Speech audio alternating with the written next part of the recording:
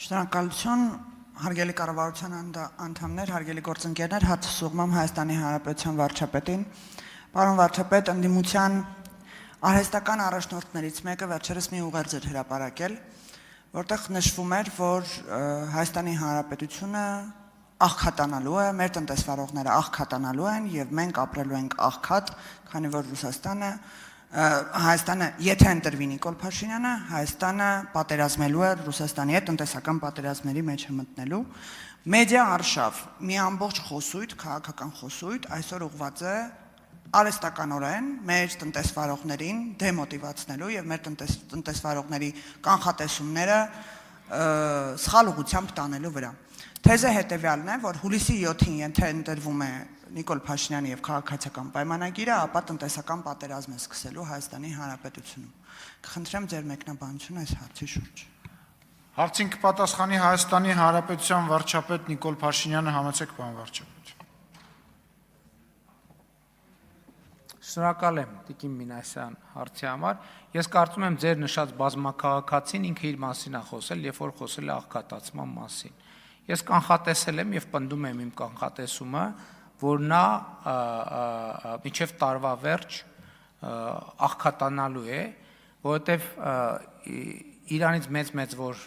բաները պարտավորություններ ստանձնել, այդ պարտավորությունները չկատարելու արդյունքում իր, այսպես ասած, նոմինալ ունեցածը իր ձեռից առնվելու է։ Եվ նա իր այս կողմից կառավարվող այդ բանի դարտնալացում Հայաստանի Հանրապետությունում արդեն տեսակ ինչ եղավ, ուրիշ տեղեր էլ ավելի են լինելու։ Եվ ինձ տվյալ դեպքում այդ խոսույթը ակնհայտ է դարձնում, որ գործ ունենք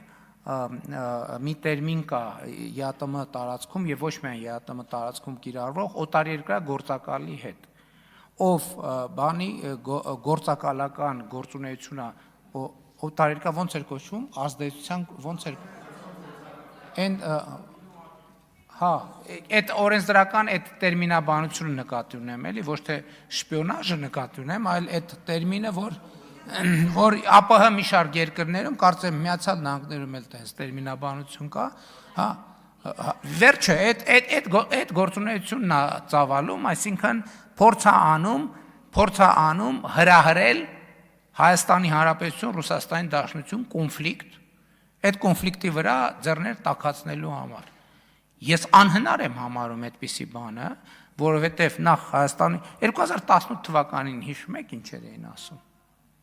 Հիշում եք ինչեր էին ասում։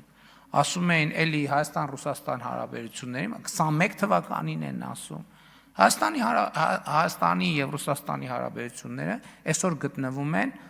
ամենաբարձր մակարդակի վրա, քան եղել է։ Նայեք Հայաստանի եւ Ռուսաստանի ղեկավարների հանդիպման դինամիկաները եւ համատեք նախորդող շրջանի հետ, հանդիպումների, հեռախոսազրույցների, շփումների, այցերի եւ այլնի դինամիկան։ Ընդ որում այս ձևաչափով ես լիարժեք նույն ձևի աշխատանքային կապի մեջ եմ Ռուսաստանի նախագահի հետ եւ Ռուսաստանի Դաշնության կառավարության նախագահի հետ, ղեկավարի հետ, որը առանձնահատուկ բան է տալիս, բովանդակություն է տալիս։ Այդ մարդիկ, ովքեր այդպես խոսում են եւ ուզում են այդպիսի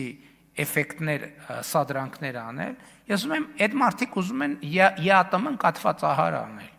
Ես ուզում եմ հիշեցնել, որ մենք ԵԱՏՄ անդամ երկիր ենք եւ մենք ԵԱՏՄ 5 երկրներից մեկն է, ով որոշումներ է կայացնում։ Այդ մարդիկ, ովքեր տենց սադրանքներ են անում, իրենք ուզում են ԵԱՏՄ-ն որպես կազմակերպություն պարզապես ոչնչացնել իրենց նեղ մի բանի իրենց ունեցվածքը մեկը չեն փրկի իրենց ունեցվածքը, այնպես որ ավելի լավ է ԵԱՏՄ-ն չտնեն բանի տակ սադրանքների մեջ չներքաշեն։ Ես ասում եմ մենք Ռուսաստանի Դաշնության չենք վիճել, չենք վիճում, չենք վիճելու։ Մենք բոլոր մեզ հակադրությունների մեջ ներքաշելու փորձերը կլինի դա տնտեսական, քաղաքական, չգիտեմ, որևէ սին են, որևէ մեկին չի աջողվելու դա մեզ անել, որովհետև մենք առաջնորդվում ենք մեր երկրի շահերով, իսկ մեր երկրի շահերից է բխում եւ իմիջիայլոց բալանսավորված եւ բալանսավորված բալանսավորման եւ բալանսավորված արտաքին քաղաքականությունը ենթադրում է, որ մենք պետքա լավ հարաբերություններ պահպանենք Ռուսաստանի Դաշնության հետ եւ մենք այդ լավ հարաբերությունները պաշտպանում ենք եւ ելի ուզում եմ ասել, ես Ռուսաստանի Դաշնություն կատարած իմ վերջին այցը համարում եմ շատ հաջող, մենք շատ երկար եւ մանրամասն քննարկումներ ենք ունեցել եւ ձեռք ենք բերել այնպիսի ռազմավարական նշանակության պայմանավորվածություններ ամենատարբեր ոլորտներում համագործակցությունը խորացնելու, որի արտահայտությունը առաջիկայում մենք կտեսնենք։ Իսկ նրանք, ովքեր ուզում են խաթարել Հայաստան-Ռուսաստան բարեկամությունը եւ եղբայրությունը, այդ մարդիկ պարզապես ինաստրաննի ագենտ են։